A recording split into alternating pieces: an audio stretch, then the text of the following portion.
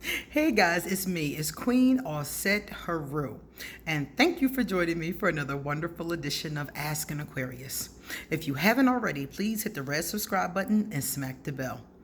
All right, guys. If you like this video, please give it a thumbs up and pass it on to somebody else who may need to hear this as well. Today, we're going to talk about something that's very important. Almost every week, I would say, yeah, like maybe 4 or 5 times a week, somebody comes to me and tells me the following scenario about an Aquarius, male or female. They tell me that the person was so into them, intensely into them, whining them, dining them, giving them gifts, jewelry, scarves, outfits, all kinds of stuff, And this is like in the very beginning of the relationship, let's say the first 3 months. The Aquarius is always calling them. They're very intense into them. They give them a lot of attention. They treat them very well. And then all of a sudden, the Aquarius flakes out and disappears. And they're like, what the heck just happened? This whirlwind romance, and then the Aquarius is ghost. If I had $1 for every time I heard this scenario, every time I read cards on this scenario, I guess that is $1 then. I think it's more than $1 actually. But if I had another $1 for every time somebody says something similar like this to me, oh my God, I would have enough to buy this entire condo. I would have enough money to buy this whole block probably. And it's crazy to me how this happens over and over again. But I'm going to tell you, I've done this myself many times. And I'm going to tell you exactly what happened. Some Aquarius have the tendency to have, remember I said, poor impulse control.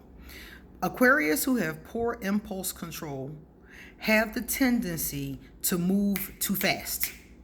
I mean, they meet somebody, they like them. And this is the thing, I'm going to just go right into it. When I meet somebody, not a friend, friends are different, but when I meet somebody that I'm romantically attracted to, when I meet a woman that's like, oh, God, girl, when I meet one of those, I instantly am into her. I like her. I want to know her. She's the most beautiful thing in the world. I'm sending her poems.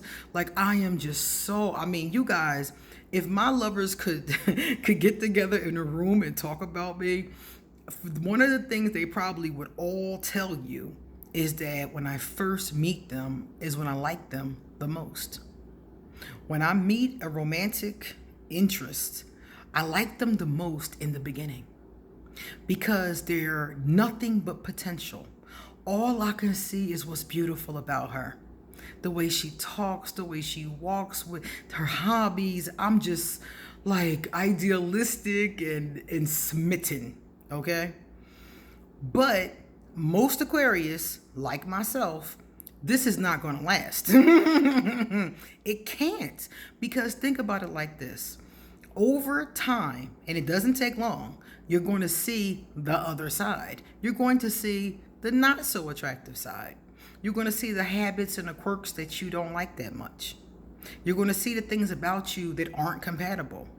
You don't see those things at first, especially as an idealistic, impulsive Aquarius. We don't see any of those things first. Those of us that have those qualities, we're like, all we see is your beauty and your brilliance. That's all we see. That's it. Now, as time progresses, all of the other stuff comes up and the Aquarius starts to pull back because we suddenly realize this perfect, beautiful, angelic creature is a human being. And the humanity of them starts to come up. And in most cases, the cases where we ghost or don't stick around, is too much. It's not what we want. And by now, the other person is wide open. I guarantee in most cases, they're wide open. They're like, oh my God, the Aquarius is so great. They treat me so well. Oh my God, you know? And then when the Aquarius starts to pull back, it's like, what's wrong with the Aquarius? Because the Aquarius is not going to tell you these things. because to most of us, that would be hurtful. So I'm not going to be like, you know, the way you gossip on the phone really turns me off. Or, when you wear those colors, they don't look right with your hair. Those little teeny things or bigger things you find out, like they have a criminal record, like from my discussion yesterday.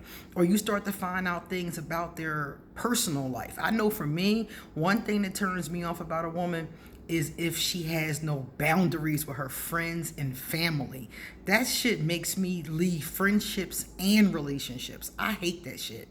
Because if she doesn't have boundaries, then that means they all up in my shit too. If I'm with her, here they come, So I got to deal with her lack of boundaries and what that means for her life and what that now means for our life together. I've left a lot of women behind that and did not tell them that that's what it was. I just told them that I need to focus on myself, because you can always say it's me. How many women have I told it's not you, it's me? I've said that probably every freaking time, because I don't want them to feel like it's anything wrong with them. I don't want to come off to them like, oh, this and this is wrong with you. I don't like that. I've seen people do that. I had a friend that was a Libra, and he used to do that all the time. He would get with a woman and then start nitpicking and tearing apart what was wrong with her. I don't think that's cool. If it's wrong with her or not, I don't think that's right. So I never say, oh, I didn't like this, and this, which I think maybe a balance between those two could be good, because maybe they do need to hear what the issues are, but not in such a critical, harsh way, the way he used to do it. These women be crying when he got finished talking to them. So I think that more honesty, but less bluntness or something. Maybe I can figure out a way to balance that out one day. But I don't usually do that. I usually just say it's me. It's me. I need to focus on myself, or I'm not over something emotionally. It's always something. And it's not a lie, because whatever I tell them is true. But I don't tell them the other part. How you don't have any boundaries with your mama, and that really turns me off. Or how I didn't really know when I first met you that, you was into, whatever you're into, that turns me off. I didn't know that, so I never said that to them. I would just say, oh, it's me, and, it's not you, and blah, blah, blah, and move the hell on. So I wanted to tell you guys this, because a lot of people come to me with this scenario. And the bottom line is that when you first meet an Aquarius, you have to slow your roll. You can't move too fast with an Aquarius. You have to slow your roll. You cannot give your whole heart and soul to an Aquarius at first, up front, when they're in this honeymoon impulsive period. You gotta wait a while with an Aquarius. You gotta hold that energy back. I mean, I'm not saying don't enjoy them, don't have fun with them, don't date them. I'm just saying hold that energy back. Make them go slow too. Be like, yo, this is moving a little fast for me. And, we need to slow down just a bit. I like you a lot, but I don't want to move too fast and we lose each other, So you have to slow it down and get them to slow it down. Me personally, if I was with an Aquarius, I would have to be with them over a year before I would feel comfortable, like, okay, they're sticking around. Because after 6 months to a year, a person pretty much they've seen your mask off. If you've taken the mask off, they've seen your mask off. Another thing, the faster you take off your mask, the better. Let the Aquarius see exactly who you are, the good, the bad, the ugly. If you bald-headed without your weave, take that weave out and let the Aquarius see that. Okay? If you can't see without your glasses, pop out them contacts and let the Aquarius see that. If your mama and them is ignorant and they come around digging in the refrigerator and taking stuff, let the Aquarius see that. Let the Aquarius see everything. And if the Aquarius sticks around after they've seen everything, they are in love with you for real. It's not just the impulsive honeymoon period. That's what I call it, the honeymoon period. And I've talked about it in other videos before, but I wanted to speak about it today because just this week, I had consultations, readings with 3 different people, all of which had the same scenario. The first person, the Aquarius just disappeared, didn't say nothing. The day before, they made love, they drank wine, they went to some place and walked. The next day, the Aquarius was gone, ghosted. The other person, the Aquarius did tell them they had a talk and they broke up.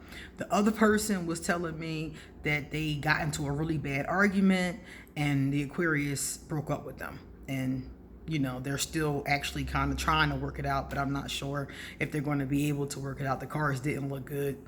So because I keep seeing this over and over again, I want people to protect their hearts. Sometimes Aquarius get mad at me and tell me, stop telling the secrets. Nah, I'm telling. I'm telling everything. Everything. Because I don't want other people to keep getting hurt by things like this that actually, if you slow your roll, you won't get your feelings hurt. You'll see the Aquarius like, this person is sincere, this person is good, but this person's impulsive.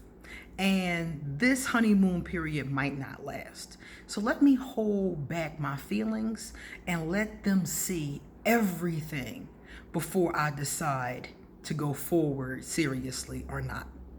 I could not tell you how many women I have been in love with.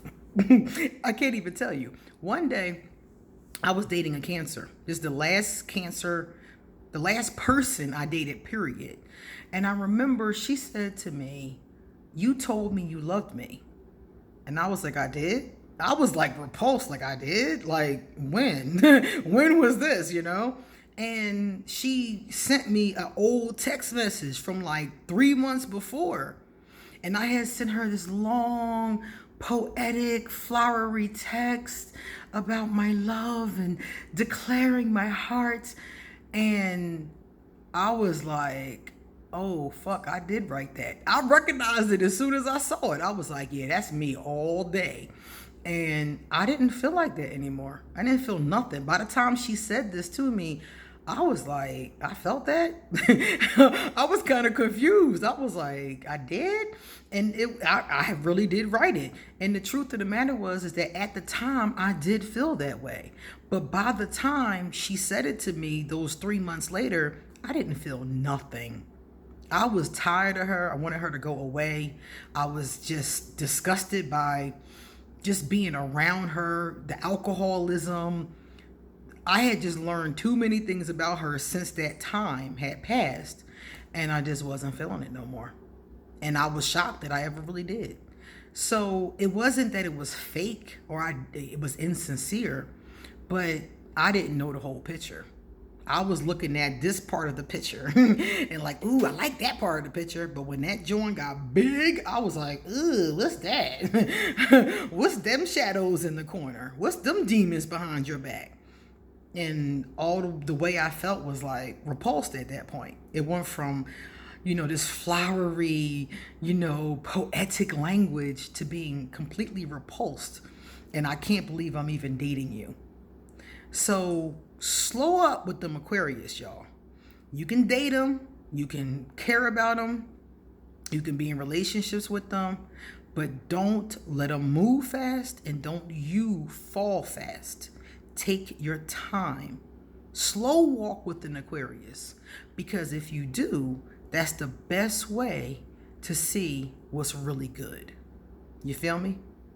Let me know in the comment section if you've been in this situation, either as the Aquarius or as the person with the Aquarius or as somebody who's seen it with their friends and family. Because I guarantee you, this is something that a lot of you probably have run across. And it's not malicious. It's never a malicious intent unless you're dealing with a dark Aquarius. Then it's purposeful because they just want to reel you in. But if it's with somebody who has good intentions, it's not that they're trying to hurt you or reel you in. It's that their immaturity, their impulse control, their idealistic nature is getting in the way. Okay? All right, guys, it's time for me to get going. So if you want a reading, please email me and I'll give you an appointment. All of my other information will be underneath this video, and I would love to hear from you. See you later.